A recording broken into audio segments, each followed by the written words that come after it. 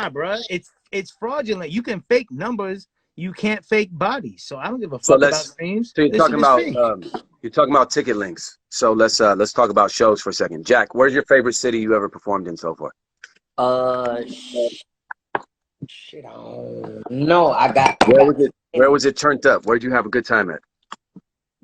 I got two everywhere. But I gotta say, I don't know. It gotta be like either Tallahassee or I already Orlando. know it's gonna be somewhere in Florida. Florida, I know for you is Florida, crazy. Florida acting ass about me. So So, yeah. but Russ, you've been all over the world. So, being that you've been all over the world, where's your favorite place you've performed at? Man, I'm not even gonna see. I always felt here's what's like. Here's Or I maybe guess some of your favorite places. here's I guess like the Libra in me for anyone who does zodiac signs shit. I don't really believe in the zodiac shit, but I know people be like, "That's the Libra of you." Here's a Libra of me. I always thought it was hella weird when artists would be on Twitter like, Denver's the greatest city ever. I'm just like, that's gonna make other people feel like, all right, well, fuck you too then. You know what I'm saying? Yeah. So like, You know what they gotta do? They gotta come. But what I'm saying is you're not saying the city is your favorite city. I'm saying where were your favorite performances at? no, but Where that's did what you I enjoy mean though. yourself It's the like, most? Yeah. but then they're gonna be like, damn, so we didn't go hard, bro. You know how people are. But the reality is the shows that stand out to me as far as crowd participation, that's how I gauge There you it. go. Yeah, that's cool. How crazy was the crowd? Sao Paulo, Brazil, fucking Melbourne, Australia, man, fucking I heard Australia is amazing. Still haven't yet to be to Australia. People tell me that's a great place. Australia is a different breed, bro. Different breed.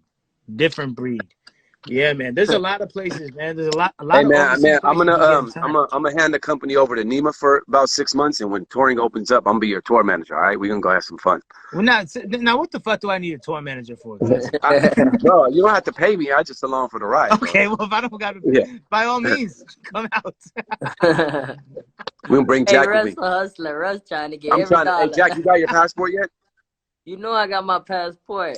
When things open back up, bro, that's the first thing we got to do is start traveling the world because, you're a man of great intelligence, and I've seen you soak in so much in the last year and a half, and I think it would be in your best interest to hop on a plane and go see the world because I think it's going to expand your mind, and you're going to experience some things that are just irreplaceable. Like you're going to have irreplaceable experiences. And I'm sure Russ right, can attest to like moving around the world changes your perception on life. Well, I was just gonna touch on that because what's crazy. Like I'm about to just dip to Italy, right, for like 2 months, and then I'm gonna like skate somewhere else, Morocco, go live in the desert for 2 months. But the reason why I even have that as an option in my head is because I've traveled the world. The reality is that most artists, right, when they get money, they get on. If they don't go tour overseas, they're just like, well, shit, I'm gonna just go to LA or New York. Like that's the capacity that their brain can touch because they haven't seen other places. When you go and see the whole world and you realize that on an architectural level, America's not fucking with nowhere. You know what I'm saying? Like on some architecture, scenery, view shit, bruh. The illest shit I've ever seen with my eyes has never been in America, bro. I ain't gonna lie. I feel like every spot, like I just went to Colombia, that shit was a vibe. That's what I'm saying, bro. It was a whole nother vibe. But I ain't gonna lie, my first time in San Fran was a vibe. Of course. My first time in New York was a vibe. Wait till you go to fucking Tunisia and Morocco. Yeah. In I already Dubai, know they all gonna have their own like you're gonna be be like, oh, you're gonna feel yourself like being uncomfortable, and you're gonna get addicted to that because you're gonna be like, man, nah, this is really where growth happens. Growth is not gonna happen by like, moving 200 miles away. You feel me? That shit is not it. Like, right. Growth is gonna happen when you're like, nah, you know what? Let me go fucking post up in Mallorca, Spain for fucking 2 months just because. And you go get a little chick out there in Spain and you go, you know what I'm saying? Like, and you experience that life. You make some music that sounds, you know what I'm saying? Like, yeah, that should be a vibe. That's too. what you're supposed, bro. That I'm telling you. I mean, I 4 days. and we tapped in with a lot of the local artists and spent a lot of time. And you get to go to a and so rich in music. And when you come back, it definitely enlightens your spirit and makes you want to go that much harder. Hell yeah. And it puts everything in perspective. America's only 400 years old in its present form. So when you go to these countries that have civilizations that stretch back thousands of years, and you see how the culture marries to the music, it's really dope to experience firsthand. Jack, Yeah, you ain't bro. been to Africa yet, right? Have I been to Africa? No, Jack, you been to Africa yet?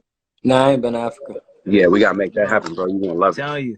Yeah, bro. This next world tour I'm about to go on, like, I'm just we're dealing with obviously the governments and the COVID shit, but Nigeria, Kenya, we're including that shit once we can. But when you go see how other people are living and shit, and you That just shit go see harder. different cultures, man. That shit harder. And the reality is, all my best friends, Nigerians. I've been around Nigerians since I was 12. You feel me? Like my best friend Bugis, who I started this shit with, is Nigerian. You know what I'm saying? His older brother, who's my boy, Amara, Nigerian. So it's like, when you realize that you go over there and you see real struggle. You know what I'm saying? Real struggle. It's like, bro, come on. We're talking about people who we're talking about people who don't have water, who don't have shoes, who don't have, you know what I'm saying? And they're still making shit work. Like, not like, and then you come over here and you talk with some of your friends who got so many luxuries that they don't realize are luxuries because they don't have perspective, and they're using that as a reason to why they're feeling down. It's like, granted, pain and struggle is relative, but at the same time, bro, it's like expand your perspective and horizon so you can tap into gratitude, so you can get off your ass and make some shit shake. You feel me? Right, for sure. Shout out my family back in Palestine. Had to throw it out there. Wow, that's lit. What, the West Bank, right? No, my family's on the coast, Okay. but I got family in the West Bank too. Come on, man. I know all about it. You feel me?